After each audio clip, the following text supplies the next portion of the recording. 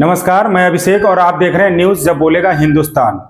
आइए रुक करते हैं खबर की ओर। ग्रामीण जनसेवा सुधार समिति द्वारा निःशुल्क बच्चों को शिक्षा और सुरक्षा। बघौली हरदोई बगैर शिक्षा के मनुष्य का जीवन अधूरा होता है। शिक्षा एक मातृभाषा भी है जो सारे तालों को खोलने की क्षमता रखती है। ग्रामीण जनसेवा सुधार समिति कोषाध्यक्ष संजीव वर्मा द्वारा यह बात सीतापुर के जब बोलेगा हिंदुस्तान स्टूडियो में कही गई। संजीव वर्मा द्वारा बताया गया कि शिक्षा महत्वपूर्ण है, इसलिए आधी रोटी भले कम खाएं लेकिन अपने बच्चों को जरूर पढ़ाएं। शिक्षा को लेकर जागरूकता अभियान चलाते हुए संजीव कुमार वर्मा द्वारा बताया गया कि उनका प्रत्येक कदम शिक्षा की ओर है। जहां निःशुल्क बच्चों को शिक्षा दी जाती है तो वहीं सुरक्षा की भी अब बात की जाएगी। अब जानते हैं ग्रामीण जन सेवा सुधार समिति कोषाध्यक्ष संजीव वर्मा द्वारा शिक्षा को लेकर क्या कही बड़ी बात। लालजीत वर्मा की रिपोर्ट। नमस्कार दोस्तों, मैं हूं राजा करण सिंह और आप देख रहे हैं न्यूज जब बोलेगा हिंदुस्तान। आज हमारे स्टूडियो में ऐसी शख्सियत मौजूद है जिन्हें केवल हम आप नहीं जानते हैं, पूरा प्रदेश जानता है, जो शिक्षा को लेकर के ग्रामीणों में जाकर के बच्चों को जागरूक करने का काम कर रहे हैं। हालांकि हमारी सरकार भी बहुत इसमें काम कर रही है, लेकिन जो सरकार केवल अकेले नहीं कर सकती, इसके लिए हम सबको बीच में आना होगा। तो ऐसे हमारे बीच में संजीव जी, हमारे बीच में संजीव वर्मा जी हैं, तो जानकारी करते हैं जो उनकी संस्था है, संस्था का क्या नाम है और क्या इसका उद्देश्य है, उस पर चर्चा करते हैं। आदरणीय चैनल में बहुत स्वागत है। जैसा कि सुना जा रहा है, देखा जा रहा है, सोशल मीडिया पे काफी आप लोग छाए हुए हैं, जो ये बच्चों को पढ़ा रहे हैं, ये किस तरीके से पढ़ा रहे हैं, क्या इसका उद्देश्य है? बहुत बहुत धन्यवाद आपका पहले। और हमारी संस्था का नाम ग्रामीण जन सुधार सेवा समिति है, जिसके माध्यम से एक निःशुल्क कोचिंग संचालित की जा रही है। मैं पहले अपनी संस्था का आपको परिचय करा देता हूं कि हमारी संस्था में अध्यक्ष आदरणीय श्रीमती शशि वर्मा जी, उपाध्यक्ष आदरणीय श्रीमती रोली वर्मा जी, व उपाध्यक्ष आदरणीय डॉक्टर रामोतार जी, व सचिव प्रबंधक आदरणीय श्रीमती मिथिलेश वर्मा जी, व मैं स्वयं कोषाध्यक्ष संजीव वर्मा, और सदस्य इसमें श्रीमती विनीता वर्मा, सदस्य श्रीमती नमिता वर्मा, सदस्य श्री गया प्रसाद मौर्य जी हैं। आदरणीय, जिससे कि कहा जाता है कि जो पढ़ाई है उसमें काफी खर्च आता है और आप निःशुल्क करा रहे हैं, बहुत बड़ी एक उपलब्धि ये है। देखिए कैसे करते आप हैं?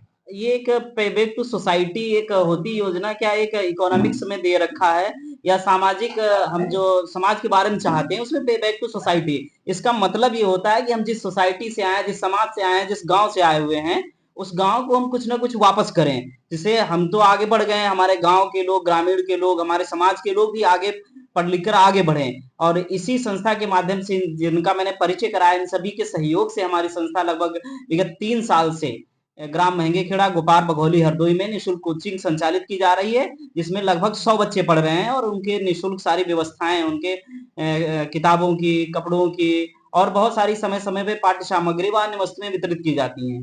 अच्छा, सबसे पहले हमारा प्रश्न ये उठता है कि ये प्रेरणा कहाँ से, कैसे आपने इसको विचार किया कि बच्चों को यहाँ पे शिक्षित किया जाएगा, इस संस्था का निर्माण किया जाए, कैसे ख्याल आया? शिक्षा किसी भी देश हो, उस देश की शिक्षा जो आधार होता है, उस देश को बढ़ाने में सबसे महत्वपूर्ण शिक्षा होती है। अगर वो देश शिक्षित नहीं है, वहाँ का समाज शिक्षित नहीं है, तो वो देश कभी तरक्की नहीं कर सकता है। इसलिए हमने सोचा, हमने महापुरुषों को पढ़ा, उसमें जब हम पढ़ते हैं तो हमें ये जानकारी मिलती है कि हम जो आज का आधुनिक युग है वो शिक्षा के बल पे है। आज शिक्षा का समय है, विज्ञान का समय है, कि इनके बिना हम शून्य हैं।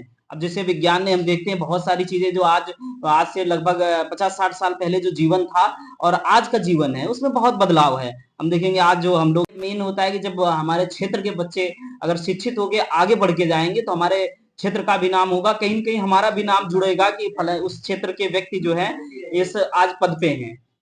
अच्छा, ये प्रश्न हमारा ये उठता है कि जो बच्चे हैं जो निःशुल्क शिक्षा पा रहे हैं, जो वहां पर अध्यापक आपके द्वारा नियुक्त किए गए हैं, उनका कैसा क्या होता है, या संस्था के ही लोग जो है बारी बारी से अपना पढ़ाते हैं? हाँ, नहीं, संस्था के लोग नहीं पढ़ाते, वहाँ 2 अध्यापक हमने नियुक्त कर रखे हैं जो बच्चों को पढ़ाते हैं, और हमारी संस्था के माध्यम से उन्हें भुगतान किया जाता है, जो भी उनका है ट्यूशन फीस उनकी हम लोग देते हैं।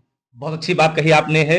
तो हमारे चैनल जब बोलेगा हिंदुस्तान के माध्यम से जो क्षेत्र की आवाम है या देश के लोग हैं, वो क्या संदेश देना चाहते हैं शिक्षा को लेकर के? शिक्षा को लेके मैं यही कहना चाहूंगा कि कलम में वो ताकत है जो दुनिया में कहीं नहीं है। इसलिए एक रोटी कम खाइए, अपने बच्चों को जरूर पढ़ाइए। और कई महापुरुषों ने बहुत अच्छी अच्छी बातें कही हैं कि आप जीवन में अगर 2 रुपए कमा रहे हैं तो 1 रुपए से आप अनाज खरीदिए और 1 रुपए से आप किताब खरीदिए। अनाज आपको जीवन दान देगा और किताब ये सिखाएगी आपको जीना कैसे है।